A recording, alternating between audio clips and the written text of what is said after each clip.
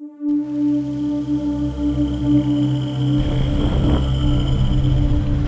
mga kakri oh. Sakay ng mga kalabaw, isa-isang tinatawid ng mga magsasaka ng Bungabo, Nueva Ecija ang mga sako-sakong inaning sibuyas sa isang ilog. Wala na, ayan na. Ayan, pambihira.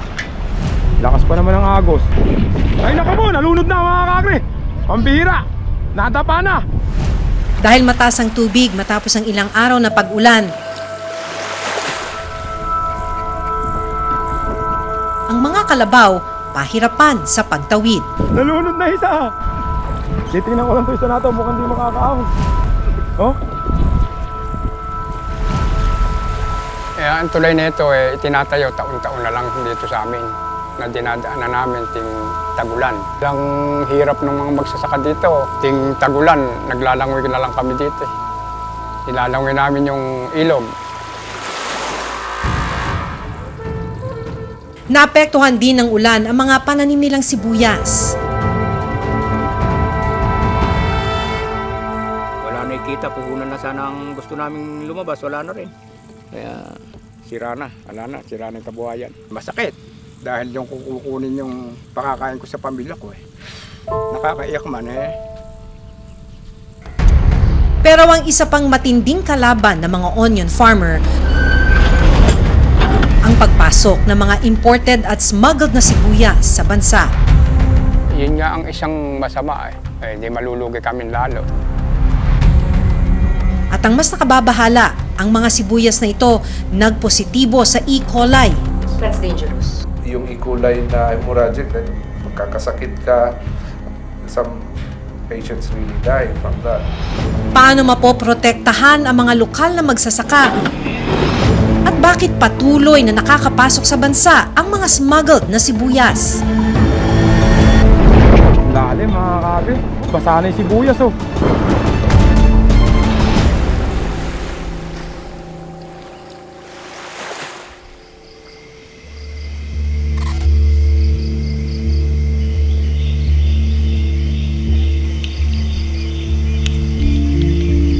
Maagang naghanda ang onion farmer na si Mang Gerardo. Mag-aani sila dapat ng tanim na sibuyas. Pero ang inaasahan niyang magandang ani, mapupunta lang sa wala. Dahil ang kanyang mga pananim pinalubog ng baha. Ang ulan masyado. Hindi nga namin nakalaing aahon dito Dahil ang kabuhayan namin nakakalat na dito Kumbaga sa ko, nakabigay na yung lahat ng pera namin dito. Dumaan yung ulan, bumaha.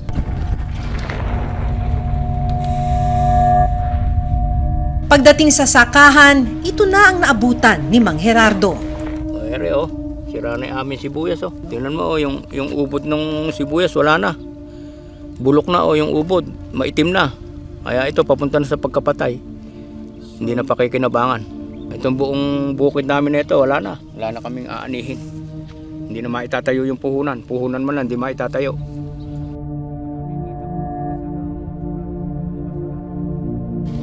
Kaya sira na yung kabuhayan. Masakit dahil yung kukunin yung pakakain ko sa pamilya ko Nakakaiyak man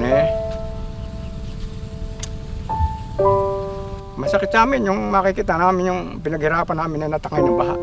Kaya lang pinipilit, kailangan makatapos yung mga anak Gagapang namin hanggang sa makakaya. Ako dapat mag-resign na ako sa sa pagsasaka pero hindi ko magawa.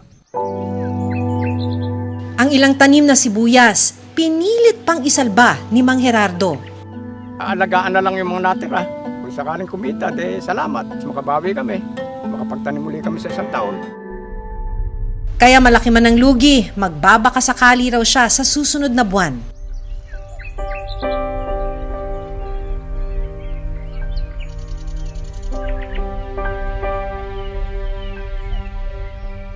Binalikan namin si Mang Gerardo. Matapos ang anihan ng sibuyas, mais naman ang tinanim niya. Pagkayari namin umani ng sibuyas, tatamnan namin ng mais na katulad nitong mais nito. Para yung hindi siya masyado sukalin. Tatanim namin ito ng April, aanihin namin ito ng August.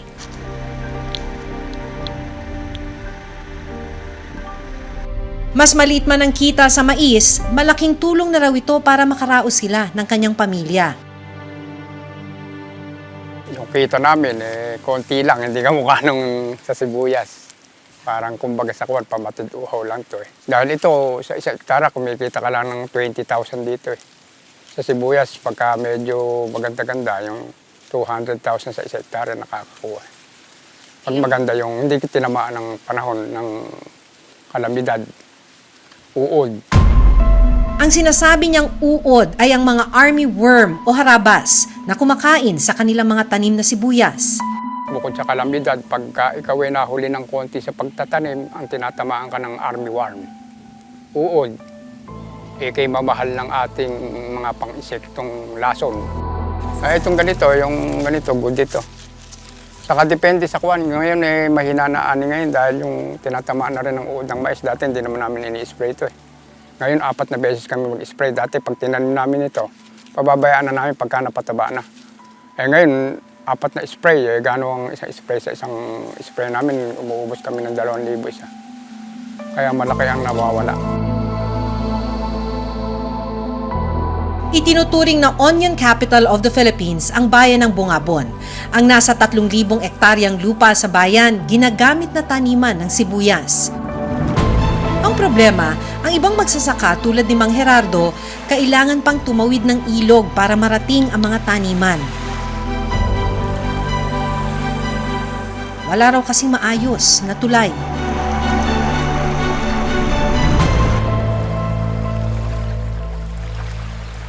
Ang tulay na ito, itinatayo taon-taon na lang dito sa amin na dinadaanan namin ting tagulan. Pag tag-araw, itinatayo ito para daanan ng mga manananim, nagdadamo, para maaliwalas yung mga tao.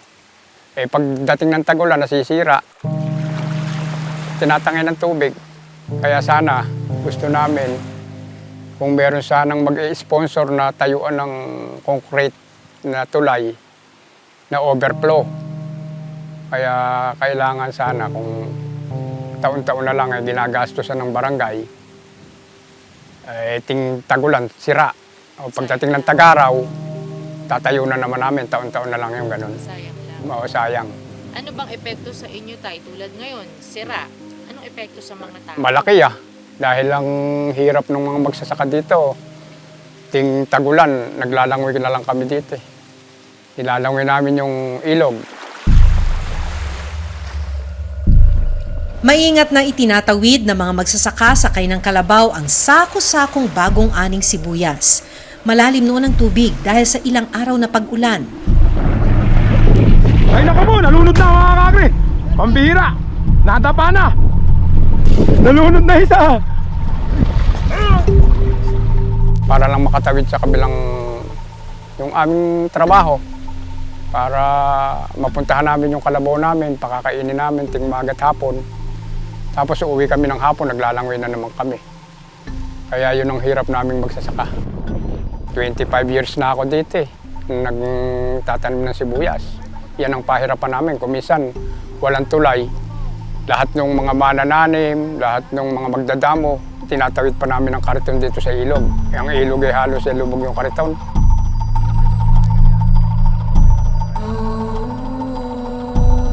Kaya kuminsan di tumatawid yung mga tao. Papunta ang grupo sa palengke para magbenta ng mga sibuyas. Titingnan ko lang ito isa nato, mukhang di makakaahon. Oh? Yan. Parang di makakain. Kala ko di makakaahon sa'yo, kuya. Ang bihira. Lubog na Hindi ka ba? Kala ko lubog na. Sabi mo mababaw lang, kalalim pala. Sa amin walang tubig, dito napakalakas.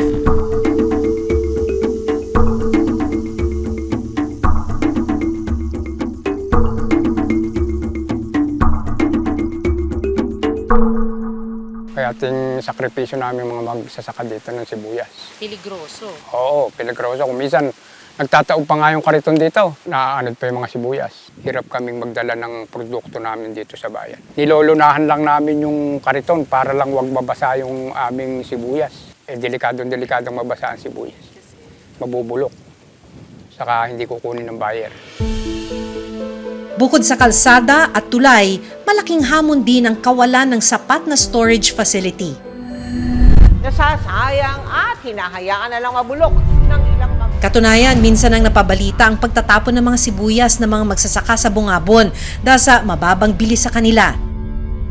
Nagkaroon kasi ng oversupply at walang pag-iimbakan ng mga ani nila.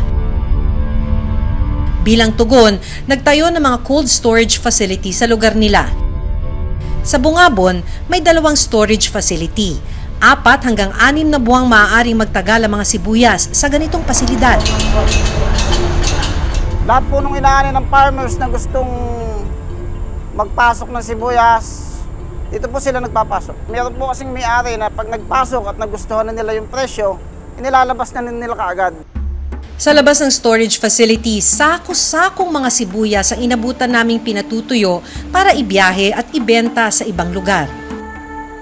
Itong sibuyas na ito, 500 bags to, nanggaling sa loob ng storage. Ngayon, inilabas na ng may-ari at ibebenta na nila dun sa merkado. 160 pesos kada sako ang singil nila sa 4 na buwang storage ng sibuyas rito. Mura na raw ito kumpara sa iba. Pero para kina Mang Gerardo, Hindi naman kasi basta-basta nakapag aakupahan ka agad yung storage ng mga may pera. Babayaran ka agad nila yung deposit. Paano kami makapag-i-stack wala naman kaming ano. Saka yung nakapag-i-stack lang kasi dyan, yung talagang may perang maikukundo sa storage.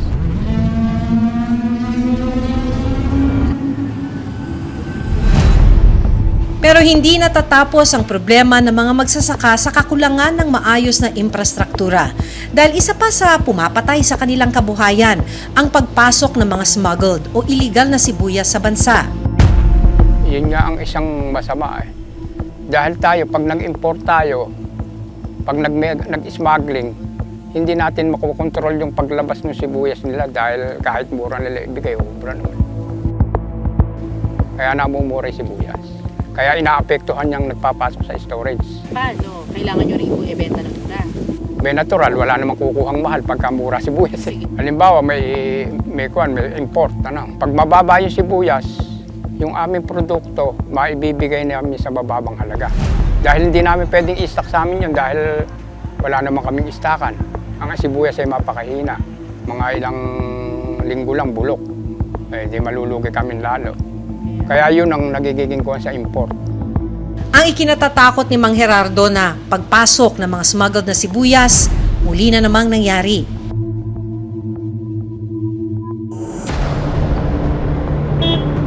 Nitong mga nakalipas na linggo, ilang mga container ang naharang sa iba't ibang lugar sa bansa na naglalaman ng smuggled goods, kabilang dito ang sibuyas.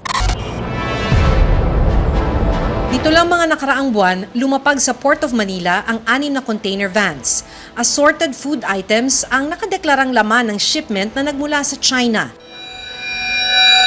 Pero nang buksan na ito ng mga otoridad, tumambad sa kanila ang toneladang mga puti at pulang sibuyas at frozen mackerel. Tinatayang nasa 14 million pesos ang halaga ng mga smuggled na sibuyas.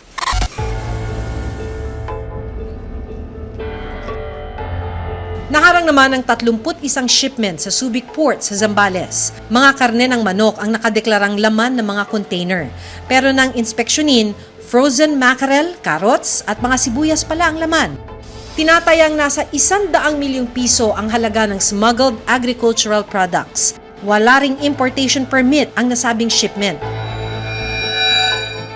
Yun nga ang isang nakakaano sa amin, nakasisira sa presyo ng sibuyas. Wala silang buwi sa gobyerno, kaya mainam din yung paghuli-huli nila na yun. Pag nagiging talama kasi yung agricultural smuggling, syempre hindi sila nagbabayad ng tamang tax. Naibebenta nila na mas mura yung produkto nila compared halimbawa kung ako ay farmer at magbebenta ako, syempre mas mahal kasi dahil meron akong production eh. Farmers natin ngayon, hindi nila kayang mag-compete dun sa presyo ng mga smuggled goods. So, ayun yung isa sa direktang problema ng smuggling.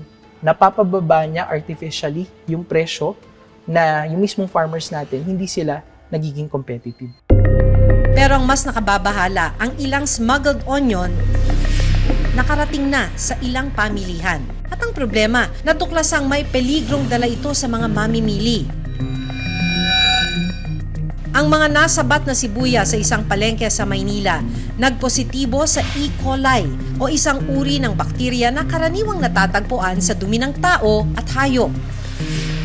Ang mga sibuyas naman na nasabat sa Manila Port nagpositibo rin sa E. coli at Salmonella na maaaring magdulot ng pananakit ng tiyan at pagsusuka sa sinumang makakain ng pagkaing kontaminado nito. Inalam namin sa Bureau of Plant Industry kung paano sinuri ang mga sibuyas. Nandito tayo ngayon sa Microbiological Contaminants Laboratory. Bilang protocol, kailangan daw magsuot tayo nitong shoe cover para matakpan yung ating mga sapatos dahil para hindi na rin daw tayo makadagdag ng mikrobyo sa loob ng laboratorio. Sa laboratoryong ito, dito una sasalang yung mga produkto. Dito yung sample preparation room. Sa nakikita natin ngayon, ang tinitesting o yung hinahanda para matesting ay yung mga sibuyas at mga carrots na nakumpiska mula sa South Harbor. So, pagka nahanda na, yung mga samples mula rito ay ililipat naman sa table na yan para sa microbiological analysis para malaman kung may E. coli o Salmonella. Ang E. coli kasi, parang common siya na contaminant na hindi natin naiwasan. But it should not be there. Delikado talaga yon because like for example, Salmonella, a lot of cases doon, magkakaroon talaga, magkakasakit ka, patients really die from that. Sa dami ng mga produkto na inaangkat ng Pilipinas, sapat ba yung mga laboratorio natin para bantayan yung mga pagkain? Although limited lang yung resources namin, we try to maximize it. We use risk-based determination kung ano ba yung i-priority natin ng mga commodities and from what countries. But we really need additional budget talaga. Yun talaga, and to maintain a laboratory na ganito, it's very costly. Very costly. Nitong Hunyo, sinabi ni Agriculture Secretary Francisco Chu Laurel Jr. na lahat ng mga imported na sibuyas sa lahat ng palengke ay smuggled. Mataas yung production data natin. Simula noong lumabas itong data na to, wala pang nilalabas na sanitary import clearances ulit. Kasi because of the huge volume of production.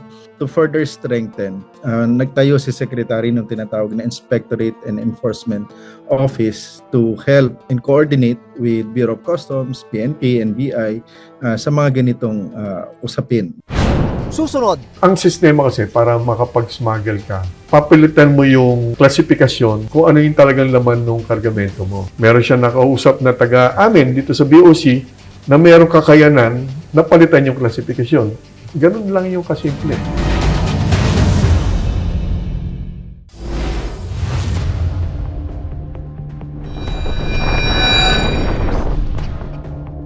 Ang tanong, bakit patuloy na nakapapasok sa bansa ang mga smuggled na sibuyas at ibang agricultural products?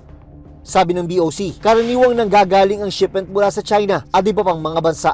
Dahil bawal mag-import o magpasok sa bansa ng mga sibuyas, idinideklara ang mga shipment bilang ibang produkto tulad ng assorted frozen goods. Hindi rin tama ang binabayarang buwis ng mga smuggler at may mga pagkakataon din daw na nagkakaroon ng sabwatan sa loob ng kanilang ahensya. Ang sistema kasi para makapag-smuggle ka, hindi lang na agricultural products, lahat ng klaseng kargamento, papilitan mo yung klasifikasyon kung ano yung talagang laman ng kargamento mo. Again, it takes two to tango. Yung nag-import, makakatipid kasi siya, meron siya nakausap na taga-amin dito sa BOC na mayroong kakayanan na palitan yung klasifikasyon. Ganun lang yung kasimple. Pero para sa isang agriculturist, malalim ang ugat ng smuggling sa bansa. Nandito pa rin tayo sa sistema ng corruption, especially sa gobyerno. Merong gagawin, maglalagay, pikit mata lang nilang hahayaan na pumasok itong mga goods na to. Digitalization is the backbone of any major transformation, especially ng BOC. Dahil thousands of transactions to every day, hindi pwedeng mano-mano yan. Na kailangan natin talaga ng technology-based solutions. Noong 2023, Umabot sa 3 bilyong piso ang halaga ng buwis ang nawala sa gobyerno dahil sa smuggling. Matindi rin ang pinsalang dulot ito sa mga magsasaka. Pag nagpasok tayo ng import, sasabayan na smuggling yon, hindi nila makukontrol yon yung paglabas ng kaya buwababa ang presyo. Eh, di malulugi kami lalo.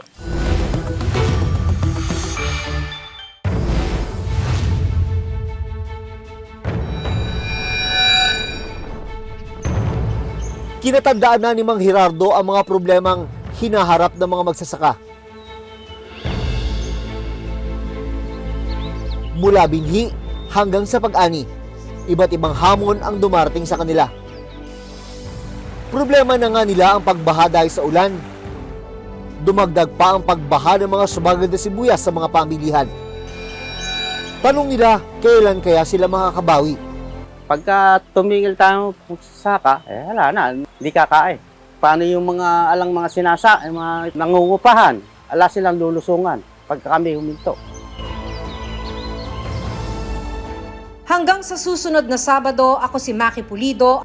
Ako si Jun Veneracion at ito ang Reporter's Notebook.